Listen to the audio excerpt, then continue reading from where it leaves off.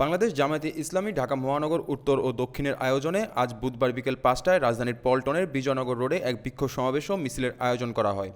সমাবেশে জামায়াতে ইসলামের নায়েবে আমির ডাক্তার সৈয়দ আবদুল্লাহ মোহাম্মদ তায়ের সহ কেন্দ্রীয় ও মহানগরের নেতৃবৃন্দ উপস্থিত ছিলেন। বিকেলের পর থেকে মহানগরের বিভিন্ন ইউনিট থেকে নেতাকর্মীরা দল বেঁধে সমাবেশে আসতে শুরু করেন। এ সময় বাংলাদেশ জামায়াতে ইসলামের নায়েবে আমির ও সাবেক এমপি ডাক্তার সৈয়দ আবদুল্লাহ মোহাম্মদ তায়ের বলেন, আমরা নির্বাচনে যেতে চাই, তার আগে নির্বাচন সুষ্ঠু হওয়ার সব বিষয় স্পষ্ট করতে হবে। আমরা ইলেকশনে চাই, সিলেকশন নয়। আমরা তো নির্বাচন চাই, কি বলেন? এই দেশের মানুষ ৫৪ বছরে কোন নির্বাচনে দেখে নয়।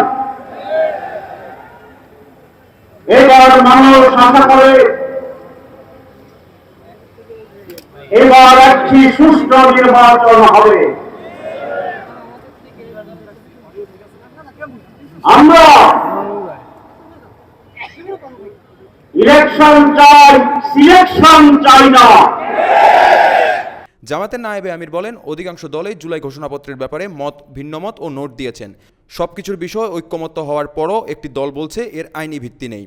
এ সময় তিনি অন্তর্বর্তী সরকারকে আরও বলেন, সরকার যেটা মুখে স্বীকার করেছে সেটা যদি বাস্তবায়ন না করে তাহলে ঈমান থাকে কিনা।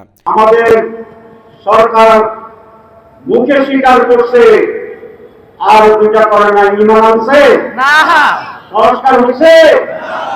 আপনি বলছেন সংস্কার জরুরি, এখন সংস্কার ছাড়া আপনি কি করতে চান?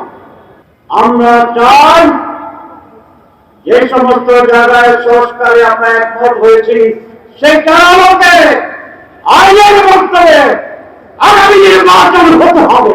আবদুল্লাহ মোহাম্মদ তাহের বলেন, জুলাই ঘোষণা ও জুলাই সনদের আইনগত ভিত্তি প্রদান করে এর আলোকে আগামী জাতীয় নির্বাচন অনুষ্ঠানের আয়োজন করতে হবে।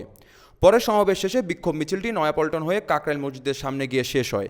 জয় চক্রবর্তী, বাংলা ফ্লো, ঢাকা।